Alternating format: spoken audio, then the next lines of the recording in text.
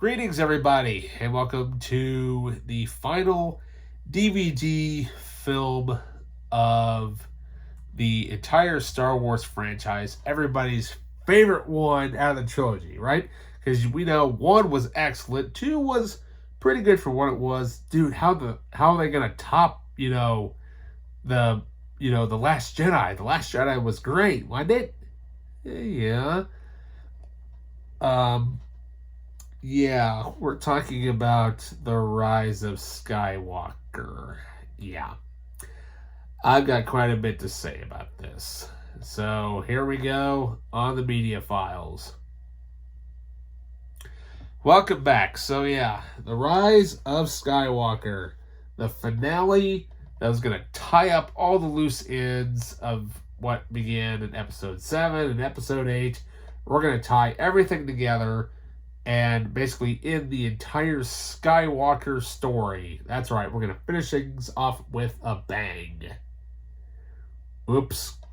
Yeah. This movie was supposed to be directed by the director who did the first Jurassic World film, Colin Trevorrow. So, specifically for this video, I will post a link down in the description below that has his leaked script that was put out on the internet. So you can actually read what we were supposed to get. Yeah, it had a much better title than this. It was called Duel of the Fates. Yeah, Episode 9, Duel of the Fates. That's what this is supposed to be, right? Nope. So, with the unfortunate passing of Carrie Fisher, they had to rework this entire movie because Rise of Skywalker was supposed to be basically her movie, whereas Last Jedi was more about Luke. Force Awakens was about Han Solo. So this was supposed to be the Carrie Fisher movie. Nope. She's barely in it. And unfortunately, because of her passing, the only film that literally survives of her is all the deleted scenes that were shot during The Force Awakens. Now, there's a few scenes here and there where you can tell it's a little bit of a different actress or whatever, but it's just barely there. So, yeah. Colin Trevorrow steps out. He's like, nope, I'm not going to deal with all the mumbo-jumbo behind the scenes drama. I'm going to go off and do something else. So, who do we get for the director? Who do we get? Well, we could contact JJ again, see if he would do it. JJ said yes, so we're like, okay, so JJ Abrams comes back to direct, to put the final touches on the entire trilogy. Yeah. One thing I forgot to mention that there is no Andy Serkis in this movie. Unfortunately. Yeah, if you have seen Last Jedi, you know what happens to that character. So, basically, Kylo Ren's going to be the next big baddie, right? Kind of, but not really. They decided to bring back a big old baddie villain by the name of Palpatine. Yeah, Palpatine makes his triumphant return. He's going to come back and kick a lot of, space butt with his cackles and his awesome lightsaber fight skills. We're going to have a major fight scene between him and Rey. And, nope, that doesn't happen either. However, though, the way he does show up is kind of interesting, but, this movie is literally, it's all over the place. I mean, they go to this one planet that is basically, it's like a party type of planet or whatever, and I'm like, this is dumb. Why are we even here? Why is Rey doing all this stuff with the Force and everything? I consider this to be basically the bastard child of the entire Star Wars sequel trilogy, much like a bunch of people. So, however, though, we did not know Palpatine was going to return until they released the teaser trailer with his little cackle at the end of it before they actually told us the title. And, of course, we're like, sweet. And what becomes of him? He's literally just standing there like this, and I'm just going to talk on evil, and I'm blind. Yeah, look at my fingers, and yeah, it's a little creepy, but um, yeah. So, so Rey's basically, she's basically a Jedi, kind of still. But the one thing that they surprised everybody with, which nobody had any idea, even saw this coming, was the return of the second Death Star. Yeah, that thing makes a big appearance, and it apparently we are on the other side of Endor, which we had no idea we were going to be returning to Endor, even though it's not really supposed to be Endor. But hey, they decided, hey, it's just Endor. It just makes things easier because that's where it was when it blew up. So yeah. So then Rey sees Kylo Ren, and they have another fight scene, which is it's okay, but I get the point of it because when you first see them, they're all kind of fighting and stuff like that, and I forgot to mention about um, you know the lightsabers. I mentioned that Last Jedi the lightsabers were clashing. Yeah, they clashed with the little Praetorian Guard staffs or whatever, but I'm strictly talking lightsaber against lightsaber. That does not happen, I think, at all in Last Jedi. I'll have to go back and watch it, but I think I'm right on that. However, with this fight scene, here it is: Kylo Ren versus Rey, one final time.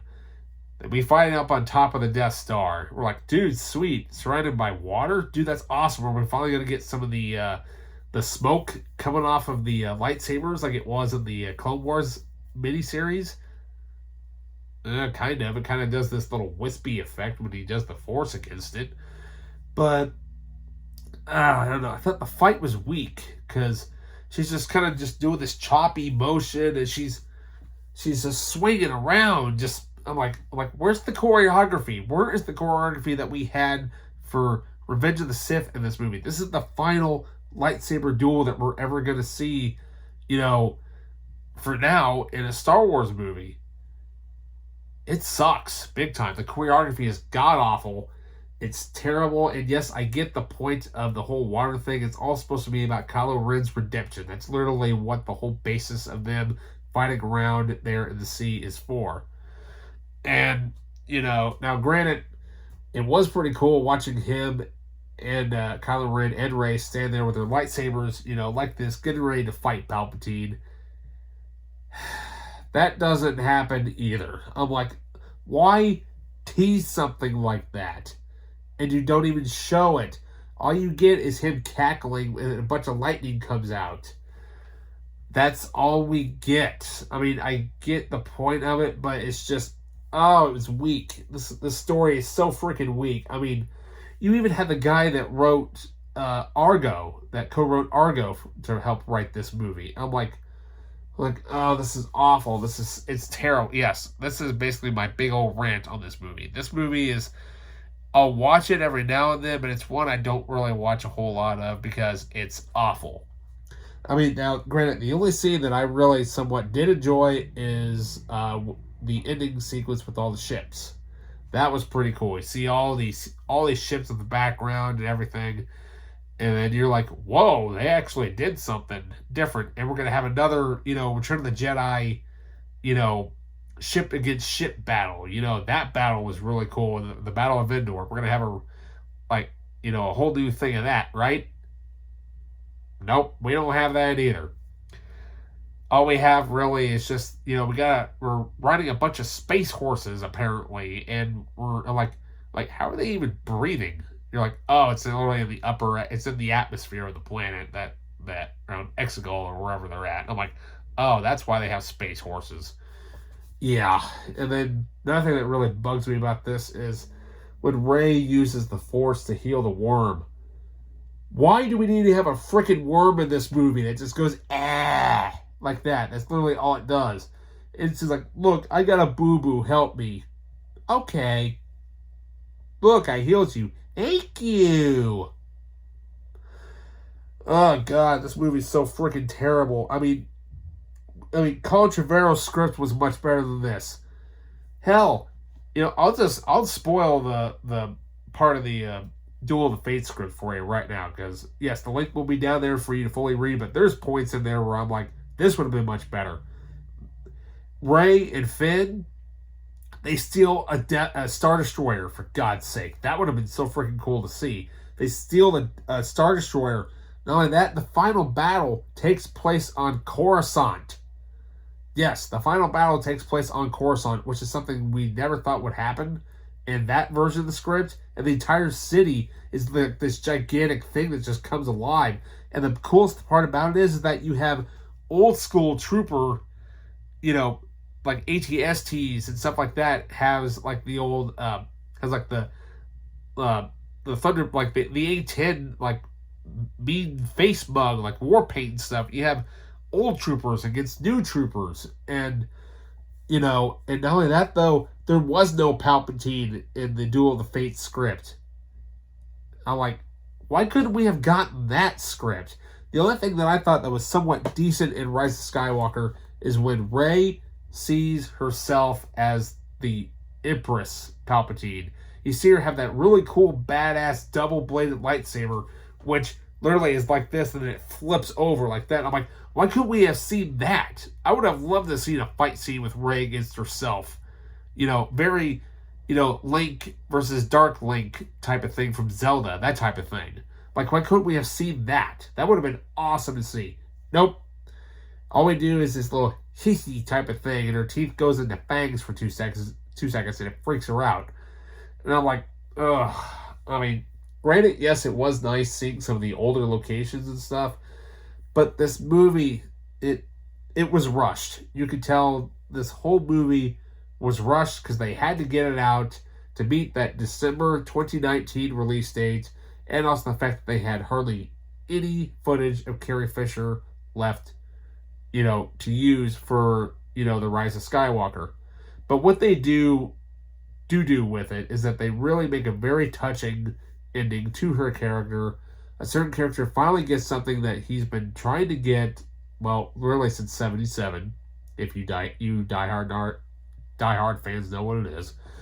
But not only that, though, I mean, it was, it was a great ending. It was a fairly okay ending for what it was, but it does leave us wanting something more. And, it's just, in my opinion, it was about a third of the way there. 2/3 of it needed fixing. They rushed it too much, and you can tell. It's way too rushed, and it's just not that good of a way to end your sequel trilogy. Now, given the fact that during Celebration 2023, they announced that there will be another brand new trilogy featuring the character of Rey 15 years after Rise of Skywalker. So hopefully they can get that right, because the only thing that we pretty much officially know as of now is that, yes, Rey will now be a Jedi Master, and I'm pretty sure she's going to have her new lightsaber that she created, which is shown basically at the end of this movie, and you all know which color it is. Color we have never seen in Star Wars live action before, minus fan films. Yeah. So with that, let's just say, if you really want to watch out of all 5 of these, movies, out of all 5 of them, the one that, in my opinion, that pretty much stands out to be the absolute best one out of all of them is none other than this one. This one is the best one out of all of them, because the look is right, and not only that though, the story was so well done, so well written, and I'm pretty much everybody fans gonna agree that pretty much out of all the newer Disney films, these two obviously basically win at that category. So yeah. So yeah, Rise of Skywalker, what can I say? It's not a bad movie, But one thing that I know a lot of people did not pick up on is the opening. It's real quick here. The opening, we actually do go back to a location from episode 3. Yep, we go back to Mustafar. It's there, even though the name doesn't say Mustafar, like we're kind of used to seeing in the side movies now. But yeah, that's kind of, we go back to where basically Darth Vader kind of began, but it's so many years later. But that's for another video at another time. So yeah, so with that, that basically ends the entire Skywalker storyline. And also the 2 solo movies that they thought would do really, really well. One did really good, one not so much. So that basically put a giant nitpick no into their plans. And I'm like, when are we ever going to get the Star Wars horror movie? That would be awesome to see. That won't happen, but we've got something kind of similar to like that with some certain episodes of Clone Wars are kind of like that, so that satisfies my taste. If you want to go into a scary film type of thing.